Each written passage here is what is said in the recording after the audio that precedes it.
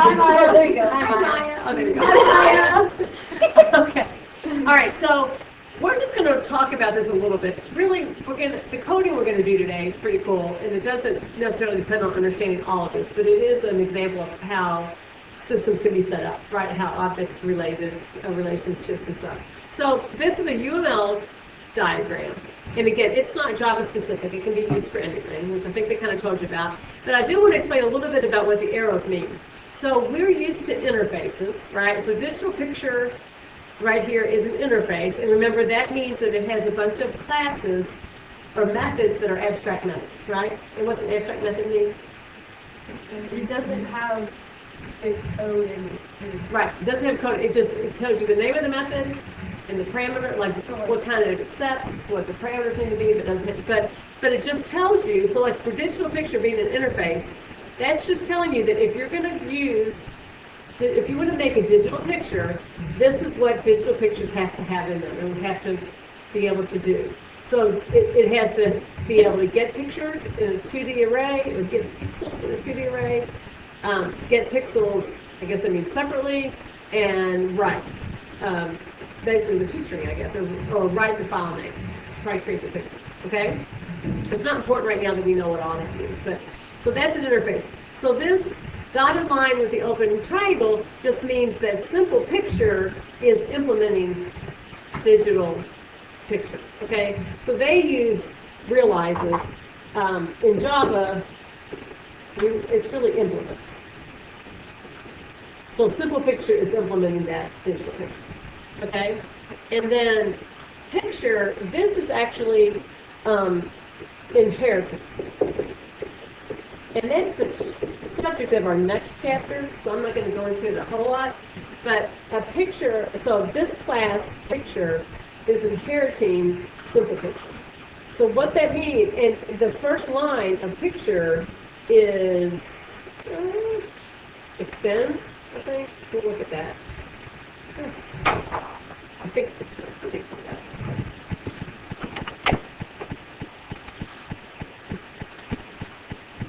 What am I saying? Simple picture? No, it was picture with.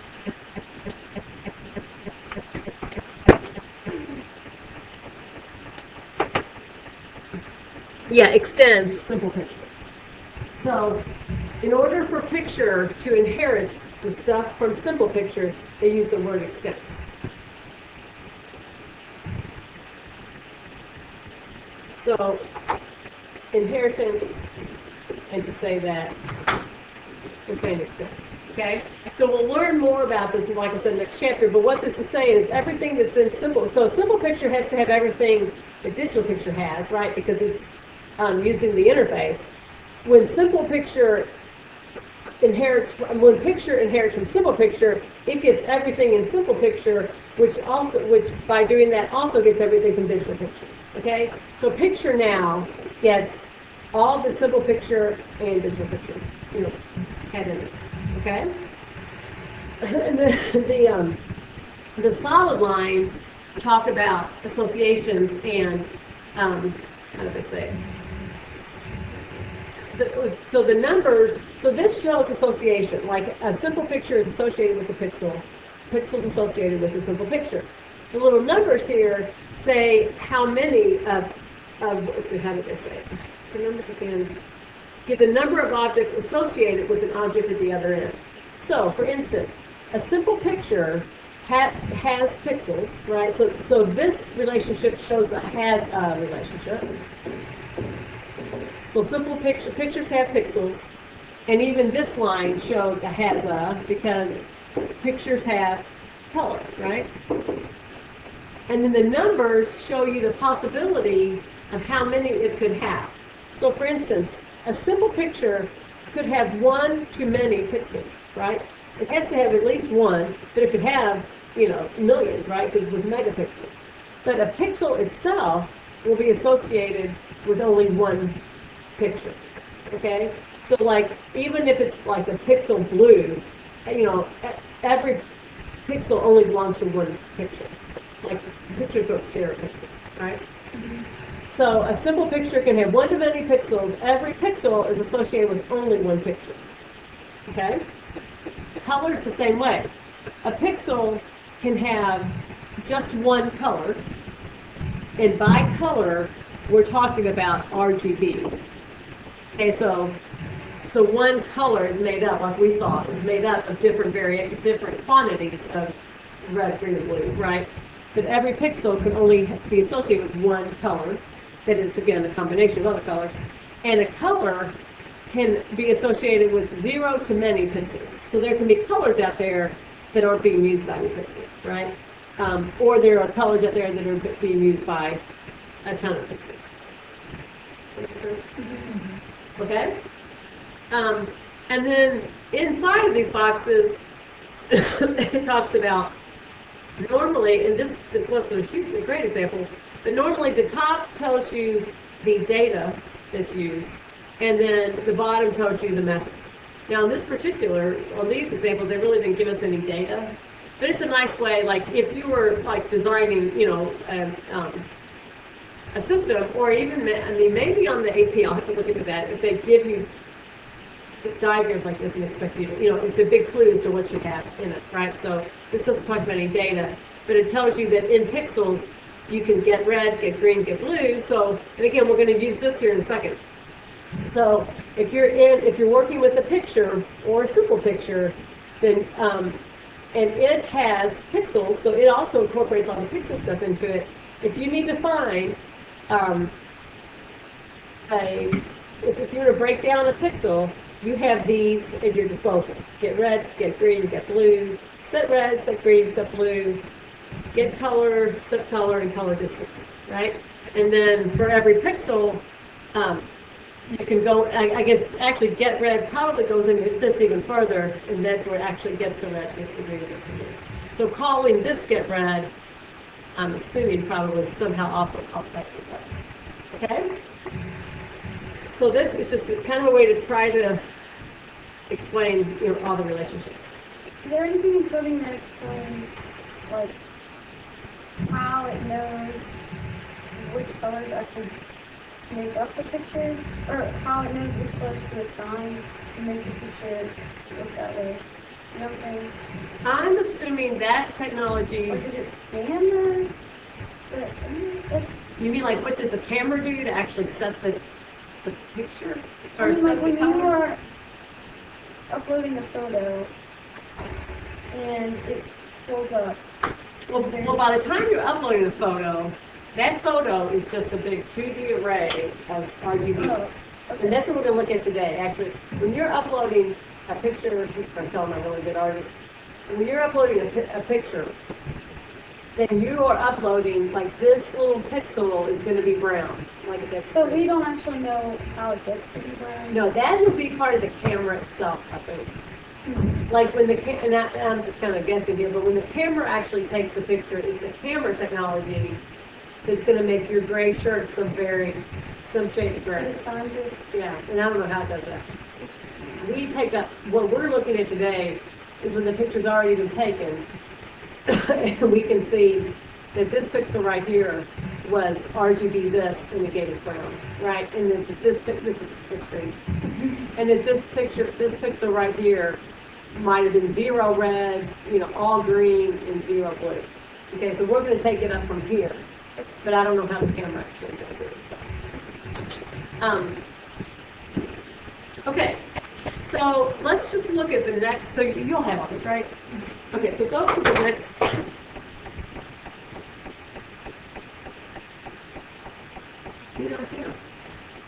All right, so these. No, that's right. There's not a screen recorder. It's just not recorded. Okay. All right. So this should be. Well, Maya, we hope this works. Okay. So these questions, we're just going to kind of talk about them rather than having you actually do it because it was kind of not real clear and not that helpful to actually do it themselves. So if we open picture. So actually, if you do look at, actually, you all go ahead and look at and pull this up. Pull up your classes.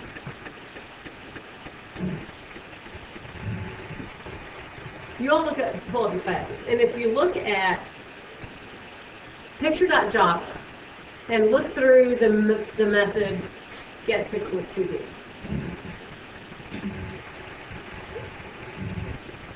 Do you all see that anywhere? Get pixels 2D, the method. What's that? Okay. What did you say was called? Okay, so if you look through the picture.java on in your BlueJet, and you look for the method get pixels 2D, I'll just tell you it's not there. Okay. Yeah. It's a big file anyway. So no, it's not there. But then if you open simplepicture.java and look for the method, is it there? Probably. Yes, it is. That's the thing. Some of this stuff is so high level, and then some of the questions are so not high level. So no, it's not there. But we still have access to it because as long as it's in Simple Picture, then Picture can use it. Okay, because anything that's in Simple Picture, Picture has access to because it inherits from it. Okay, so we get all the methods in Picture, all the methods in Simple Picture, and they have implemented all the methods from Digital Picture. Now, so this was a little bit interesting. So it asks you, does the following code compile? And I'm just going to tell you, no, it doesn't. So if we try to do digital picture P equals new digital picture. So we're trying here to create an object from digital picture, right? But digital picture is an interface, so you cannot create objects from that. You can create objects from classes that implement a digital picture. But with this being an interface, there's no like meat behind it, right? There's no code behind it. So no, you would get an error message that the actual digital picture class is abstract. So on this one, let's say no abstract class.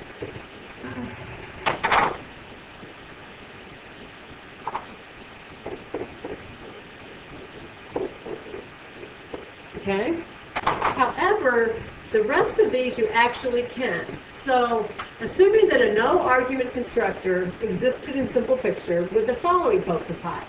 And this one actually would. So it can have a type of digital picture, okay?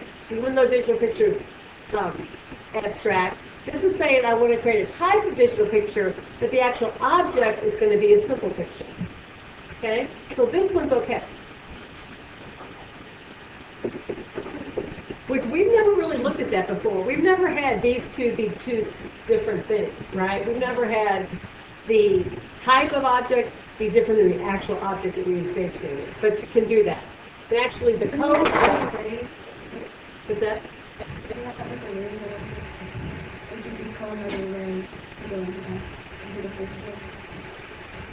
That's true. Yeah, so we had yes, we did. So we started like a bank account, and our object was actually, or like we started a CD collection, but our object was actually CDs. Yeah, good call there. Good job. So the actual, do you have a highlighter here? The actual. I think you can like that. All right, if we lose it, it's your fault. Okay, don't. Yes, I'm always afraid to mess with this. I record a lot, like the digital learning days and like ACTS days, so I'm always afraid to mess with it too much. Okay. But the code that explains that is,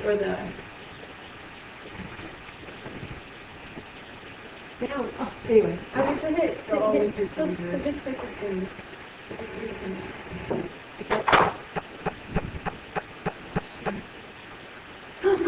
Hit the back button. Hit your back button. Just hit undo. I do not like OneNote. And then now just click the screen anyway. All right, let me do this. Oh my God. Sorry, Maya. Okay. Let me. I don't know what that was. Gosh. Okay. All right, so what explains that ability to do that is you can declare a variable to be of an interface type, okay, like the type of digital picture, and then set the variable to refer to an object of any class that implements that interface. Okay? So we can declare an object of type digital picture, even though this is an abstract, as long as we actually, when we instantiate the object, we're instantiating objects that call in digital picture. Okay? So we can do digital picture, new simple picture, digital picture, new picture, and even simple picture, new picture, okay? Because picture is a type of simple picture. So yes,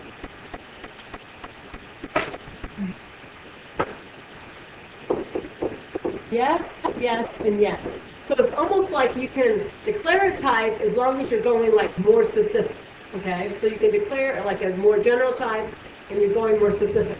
You cannot do this one. You can't declare a type of picture and then instantiate a broader one, because simple picture is not a type of picture. Picture is a type of simple picture, picture is a type of digital picture, simple picture is a type of digital picture, but you can't go the other way. Does that make sense? Mm-hmm. Kind of. Again, once we get into interfaces a little bit more, we'll have more specific examples of that. Okay? So what we're going to do today is we're actually going to be coding inside Picture and Picture Tester, but we're going to be using all kinds of methods that are in Simple Picture and Digital Picture and Pixels. Okay?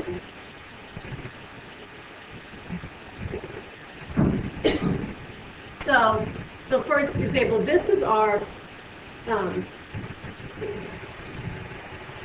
This is the main method of Picture. And again, if you just run Picture itself, it grabs the beach picture, it opens Explorer, and it zero blues, and then opens Explorer again. And we've seen that, right? That's where it took out all the blue. Did you all run that? You all see that? Let's try it. So if you go into Picture, oh, we'll have to look at that. I forgot about that. So if you go down to the main in Picture,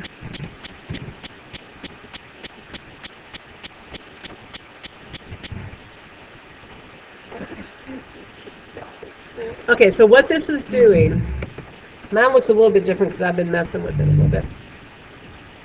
But what this does is this goes out and gets it goes out and gets beach picture, and then the Explorer method just opens up a picture. But then the zero blue takes the beach and takes out and zeroes out all the blue, and then it opens up a picture. Okay, so try running that.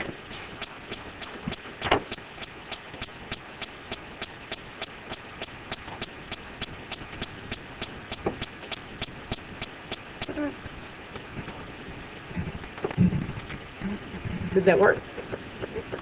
Keep doing. So again, run the void main, not like what you're doing. Yeah, so the two different ones. So the first one is just when it grabbed the picture. And then the second one, this was just the result of taking out all the blue. So it went into every pixel and took out all the blue. Okay? So I just talk to you over here.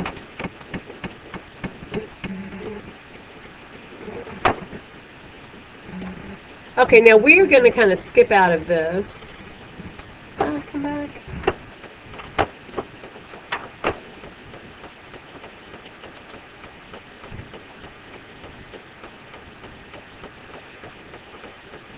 Okay, so what they had you doing here really doesn't apply. So we're going to look at this next. So go to this last page. That's what we're going to work on today. So if you look at what Zero Blue does, Zero Blue is in the picture class, and Zero Blue it doesn't return anything, right? But it's called Zero Blue, so it accesses, it creates a 2D array, so pixel bracket, so 2D pixel array is calling it pixels, and it's this get pixels 2D array. So it's basically going and getting the 2D array. Then it's going through this. Code's a little bit, this is more in the for each kind of looping. So for each pixel, it's going through the row array of pixels, and for every row array, it's going through every pixel object and setting blue to 0. Okay? So it's taking every RGB color and setting the blue piece of it to 0. Okay? What we're going to do is we're going to do, using this as our model, okay, we're going to copy it, and we're going to do a keep only blue and test that. So we just saw what happens when you take out all the blue. Now we're going to look at what happens when you only keep the blue. So you set yellow and red to 0. Okay? So if you go into, and then we're going to negate everything, and then we're going to grayscale, and then we're going to try to make the water more clear. Okay? Pretty high-tech stuff here. I hope it works. All right, so, and one thing I wanted to point out that I kind of learned by messing around with this,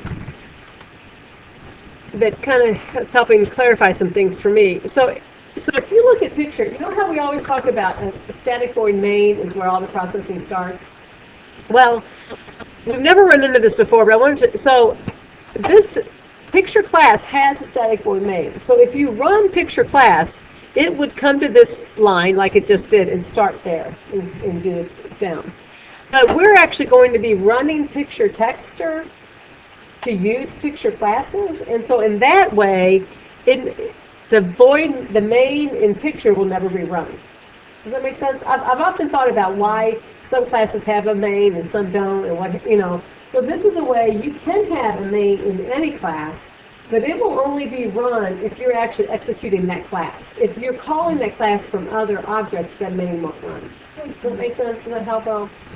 Okay. Run if you're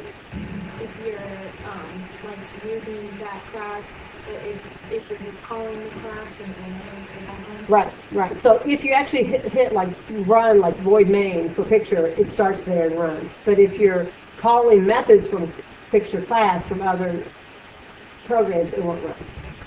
So something to keep in mind. Okay, so what we're going to actually do is go into picture and find, and these are big, I have to say, kind of at the top. It's after toString, after all the constructors. Yeah, find 0 blue. And again, this is a little bit, it will help us with for eaches also, which I wish it didn't really use for eaches, but I'm not confident enough to write it right now. So this is getting the 2D array for this picture, and it is going through all the rows on the outside on the first loop, and then the pixel objects on the inside, and setting each to 0. Okay? So now I want you to copy this and make a what was it? And make a keep only blue. you do it right now. So on a keep only blue, you're going to do what? Right.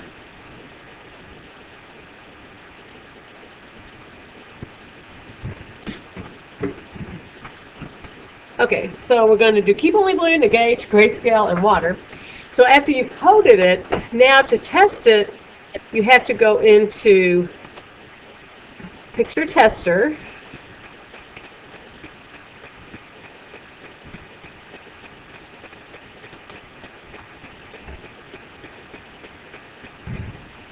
And on picture tester, you want to go to the main. In the main, in Java standards, the public void main should always be the bottom. And it's kind of counterintuitive what I used to do. But you want to go to the main, you want to uncomment the test negate. Oh, I'm sorry, the test only blue. Keep only blue. And then you have to go up to the actual test keep only blue. Is that commented? Is that uncommented?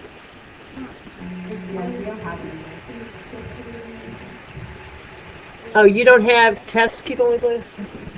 Okay, then go ahead and code that.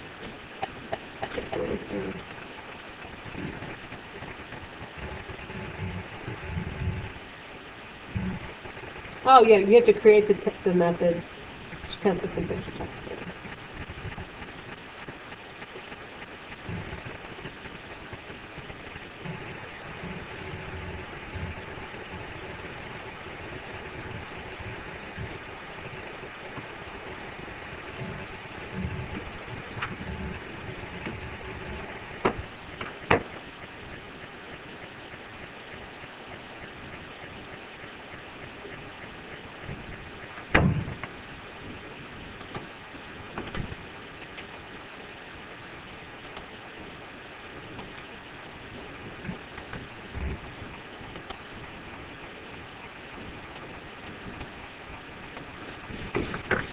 work? I'm the rest of Is that? fine.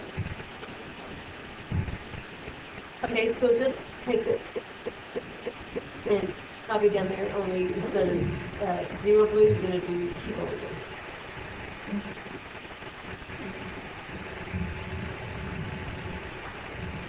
Does that work?